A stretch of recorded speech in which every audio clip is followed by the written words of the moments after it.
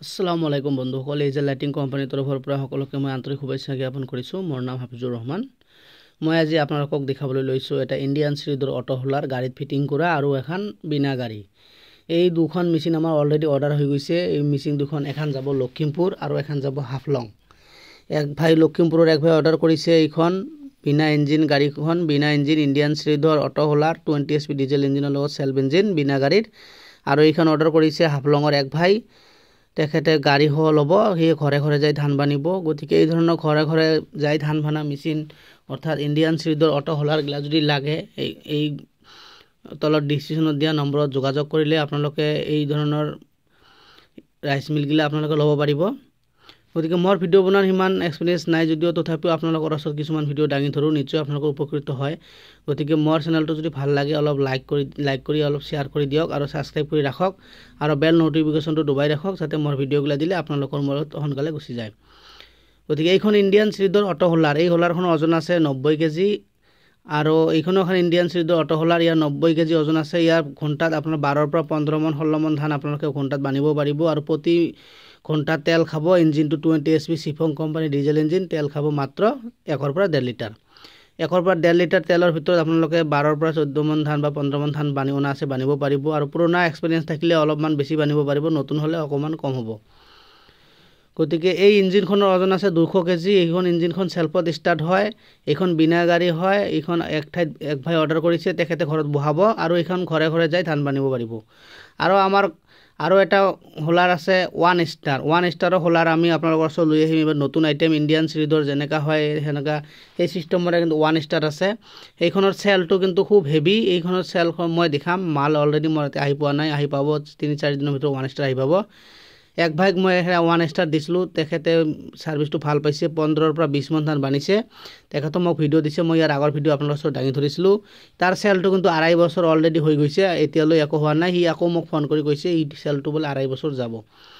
Minimum 4 বছৰ 3 বছৰ যদি এটা চেল যায় আপোনালোকৰ নিশ্চয় উপকৃত হ'ব। গতিকে মই আপোনালোকক এটা খবৰ দিছোঁ যে আপোনালোকে নেক্সট টাইম যদি কোনোবাই ৰাইচ মিল ল'ব বিচাৰিছে ওৱান ষ্টাৰ ল'ব পাৰে, কাৰণ অলপ দাম হ'ব। গতিকে ওৱান ষ্টাৰ লোৱাই ভাল হ'ব। ইণ্ডিয়ান চিৰিজৰ অটো হোলাৰ ওৱান ষ্টাৰ এই দুটা হোলাৰ ছাৰ্ভিচটো ভালে আছে। অট'মেটিক, কোনো নখ দিব নালাগে, চাউল অট'মেটিক ফ্ৰেছ হৈ ওলাই আহে। একেবাৰতে আপোনালোকে চাউল ঝাৰা হৈ ওলাই আহিব, একেবাৰতে আপোনালোকে সেই চাউলেদি ডাইৰেক্ট ভাত ৰান্ধিব পাৰিব। গতিকে মেচিন আমাৰ অৰ্ডাৰ লোৱা হয়, অৰ্ডাৰ লোৱাৰ পিছত এসপ্তাহ পিছত ডেলিভাৰী দিয়া হয় বা কিছুমান ক্ষেত্ৰত 10 দিনৰ পিছতো ডেলিভাৰী দিয়া হয়। পৰাপক্ষত এসপ্তাহত আমি দিয়াৰ চেষ্টা কৰোঁ আৰু বিনা অৰ্ডাৰৰ কোনো কাম কৰা নহয়। অৰ্ডাৰৰ পিছত অৰ্ডাৰ লৈহে আমি কামবিলাক কৰোঁ। গতিকে মোৰ দোকানৰ এড্ৰেছটো দিছোঁ, অসমৰ কামৰূপ ডিষ্ট্ৰিক্ট হয়, বকো সমষ্টি আহিব, বকো বালিজাৰ বজাৰ আছে, নিয়াৰ মছজিদৰ কাষত মোৰ দোকান আছে। আপোনালোকে মোৰ দোকানত আহিও অৰ্ডাৰ কৰিব পাৰিব, অনলাইন অৰ্ডাৰ কৰিব পাৰিব, কোনো ইয়াতে অসুবিধা নাই। আমাৰ অল অসমৰ কুৰিয়াৰ ছাৰ্ভিচত ইচ্ছা কৰিলে আপোনালোকে ল'ব পাৰিব, কুৰিয়াৰ ছাৰ্ভিচৰো ব্যৱস্থা আছে। গতিকে এই হোলাৰখনৰ মাজত এটা ফেন আছে, এইটো হোপাৰ আছে। হোপাৰৰ 20 কিলো ধান আপোনালোকে একবাৰে দিব পাৰিব আৰু ফেনৰ নিজৰ তলত এখন ফেন আছে, ফেনটো একেবাৰে চাউল ঝাৰা হৈ ফ্ৰেছ হৈ ওলাই আহে। ডাইৰেক্ট আপোনালোকে চাউলটো ওলাই লৈ ভাত ৰান্ধিব পাৰিব। ইয়াতে উষ্ণা চাউল আলুৱা চাউল চব বানিব পাৰিব, কোনো অসুবিধা নাই। এই বডিটো লোহাৰ হয়, খুব হেভি। টোটেল ওজন আছে হোলাৰ আৰু ইঞ্জিনৰ ওজন আছে 350 কিলো আছে। গতিকে আপোনালোকে যদি ঘৰে ঘৰে ধান বানিব বিচাৰিছে, গতিকে অতি শীঘ্ৰে তলৰ ডিছক্ৰিপশ্যনৰ নম্বৰত যোগাযোগ কৰক আৰু আমাৰ পৰা এখন ৰাইচ মিল লৈ আপোনালোকে ঘৰে ঘৰে যাই ধান বানাৰ সুযোগ গ্ৰহণ কৰক। 1 ঘণ্টাত যদি 10 মন ধানো বানে, প্ৰতি 5 ঘণ্টা যদি আপোনালোকে কাম কৰে, নতুন এক্সপিৰিয়েঞ্চগিলাৰ কথা কৈছোঁ, তেখেতসকলে নিশ্চয় 50 মন ধান বানিব পাৰিব। দিনত যদি 50 মন ধান 50 টকা কৰিও হয়, ঘৰে ঘৰে যায় তথাপিও 2500 টকা, হয়তো 700-800 টকা তেল যাব, 1500-1600 টকা আপোনালোকে দিনত অনায়াসে ইনকাম কৰিব পাৰিব। কিন্তু পুৰণা এক্সপিৰিয়েঞ্চ হ'লে লাহে লাহে হয়তো বেছি পাৰিব।